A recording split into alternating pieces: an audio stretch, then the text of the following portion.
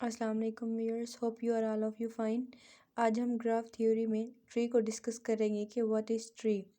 A tree is a connected graph with no cycles. Connected graph हमारे पास क्या होते हैं कि ऐसे वर्टिसेस जिनके दरमियान कोई पाथ एग्जिस्ट करता हो, और साइकिल्स क्या होते हैं कि a circuit in which the first vertex appears exactly twice at the beginning and the ending. Okay, आगे हम लोग ट्री की प्रॉपर्टीज़ को डिस्कस करते हैं कि tree has no cycles, tree has n-1 edges, कि आपके पास जितने भी एजिस होंगे वो क्या होंगे, आपके वर्टिसेस से एक क्या होंगे, कम होंगे। Tree is a connected graph, every edge is a bridge. Every edge is a bridge कैसे, कि it means if we remove one edge then it will not be a connected graph. Any two vertices of G are connected by exactly one path, कि अगर हम लोग graph के दो vertices को भी ले लें तो वो एक पाथ के ज़रिए क्या होंगे, कनेक्टेड होंगे। जैसे कि ये हमारे पास एक ग्राफ है, इसमें हमारे पास देखें कि V1, V2, V3, V4, V5, V6, V7, V8 and V9। और ये हमारे पास कितने हैं, 9 वर्टिसेस हैं, लेकिन एज कितने, 8 हैं। और साइकिल भी क्या है, कोई नहीं है, लेकिन ये कनेक्टेड भी है। अगर हम लोग एक एज को रिमूव कर देते हैं तो ये हमारे पास ट्री नहीं रहता। तो ये हमारे पास क्या है, ट्री है। दूसरे ग्राफ की बात करें तो V1, V6, V4, V2, V3 and V5 ये हमारे पास कनेक्टेड ही नहीं है, क्योंकि V2 और V1 के साथ तो कोई ऐसा एज नहीं है जो इनको कनेक्ट कर रहा हो या फिर हमारे पास पाथ बना रहा हो। तो this one is not connected, this one is not connected. तो ये हमारे पास क्या होगा, नॉट अ ट्री।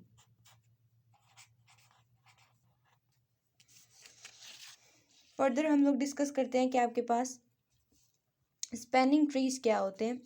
ये भी हमारे पास ग्राफ थ्योरी में इसकी डिस्कशन आती है कि स्पैनिंग ट्रीज आपके पास होते क्या हैं, कि a tree T is a spanning tree of a graph if T is a सब ग्राफ ऑफ G, कि आपके पास कोई भी ग्राफ गिवन है तो उसकी हम लोग सब ग्राफ की बात कर रहे हैं, date contains all of the vertices of G and G is connected. G के सारे वर्टिसेस क्या होंगे, उस सब ग्राफ में इंक्लूड होंगे, और G खुद क्या होगा, कनेक्टेड होगा। For spanning tree, given graph G is not necessary that it will be tree, but it is necessary that it should be connected, कि आपके पास जो स्पैनिंग ट्री है वो ज़रूरी नहीं कि ट्री हो, लेकिन ये ज़रूरी है कि वो आपके पास क्या हो, कनेक्टेड हो। जैसे हमारे पास क्या है, ग्राफ गिवन है, तो ये हमारे पास कनेक्टेड है क्योंकि ABCFEDA पाथ एग्जिस्ट कर रहा है, तो ये हमारे पास कनेक्टेड तो है। अगर हम इसका सब ग्राफ बनाएं जिसमें सारे वर्टिसेस इंक्लूड हो रहे हो, तो देखें A, B, C, F, E और ये हमारे पास क्या है, D, मतलब C, F, E और ये आपके पास क्या है, D। और ये क्या है, सब ग्राफ है इस ग्राफ का, और सारे वर्टिसेस भी क्या कर रहे हैं, कंसिस्ट कर रहा है, तो ये आपके पास क्या होगा, स्पैनिंग ट्री होगा।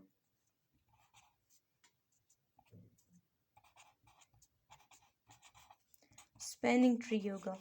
ओके, फर्दर अगर हम लोग डिस्कस करें कि हमारे पास दूसरा ग्राफ क्या है, कि ADFECB ये भी आपके पास क्या है, कनेक्टेड है, क्योंकि इनके वर्टिसेस के दरमियान पाथ क्या कर रहा है, एग्जिस्ट कर रहा है, और कंपोनेंट भी क्या है, इसके एक ही है। अगर हम इसका पाथ देखें कि आपके पास कैसे बनेगा, तो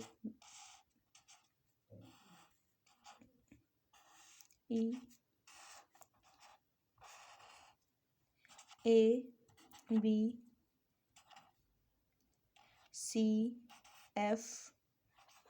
और ये क्या है, D। ये आपके पास क्या था, कनेक्टेड ग्राफ था।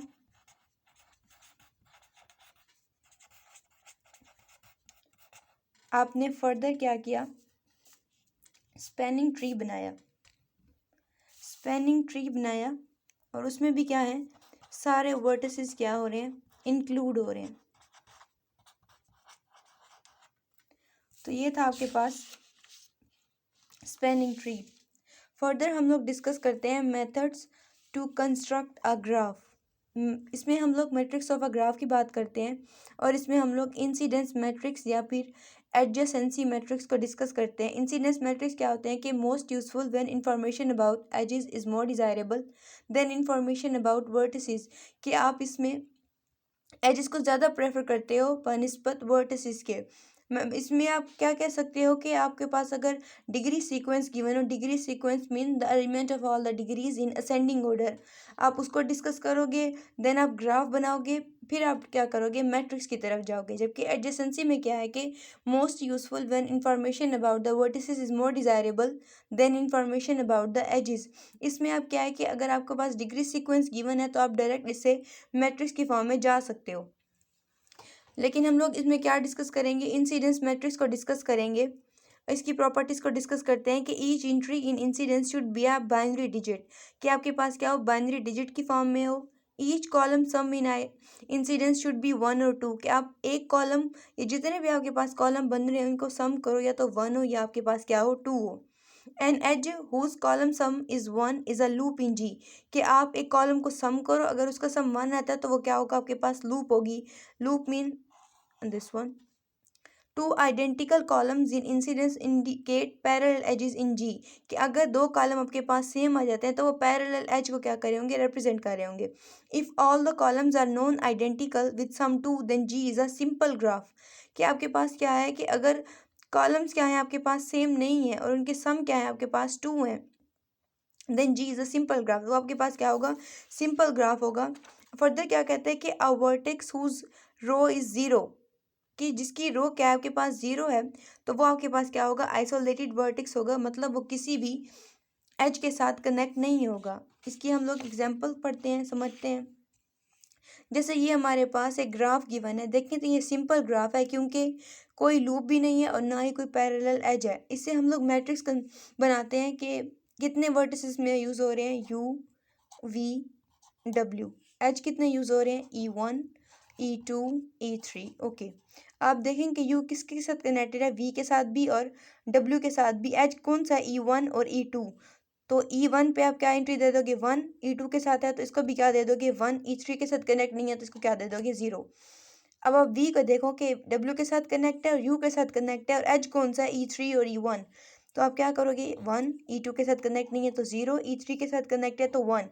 फर्दर आप डब्ल्यू को देखो कि E2 और E3 एच बना रहा है यू वी के साथ, तो इसका मतलब क्या है कि E1 के साथ 0 है, जबकि E2 और E3 के साथ क्या है आपके पास 1 है। ये था कि जब हमें ग्राफ गिवन हो तब हम मैट्रिक्स बना सकते हैं। अगर हमें सपोज मैट्रिक्स गिवन हो, उससे हम लोग ग्राफ कैसे बनाएंगे, इस चीज़ को हम लोग देखते हैं और समझते हैं।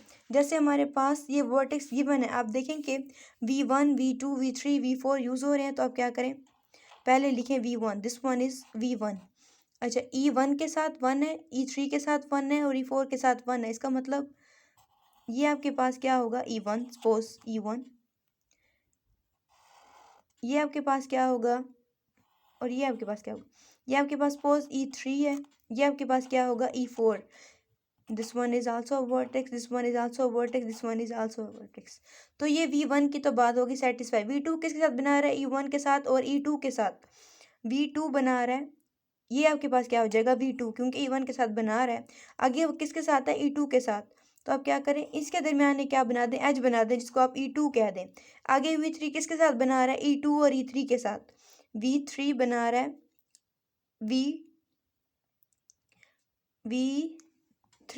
V3 आप इसको दे दो कि V3 बना रहा है E2 और E3 के साथ। और आपके पास क्या है V4, जस्ट ओनली E4 के साथ बना रहा है, तो आप इसको V4 कह सकते हो। सिंपल ये कि जब आपको ग्राफ गिवन हो आप इजीली उसको मैट्रिक्स फॉर्म में रिप्रेजेंट कर सकते हो। जब आपके पास मैट्रिक्स गिवन हो आप इजीली उसको ग्राफ की भी शेप दे सकते हो। It will be easy. I hope you really understand this. If you really did, then don't forget to like, subscribe, share and comment. Thank you.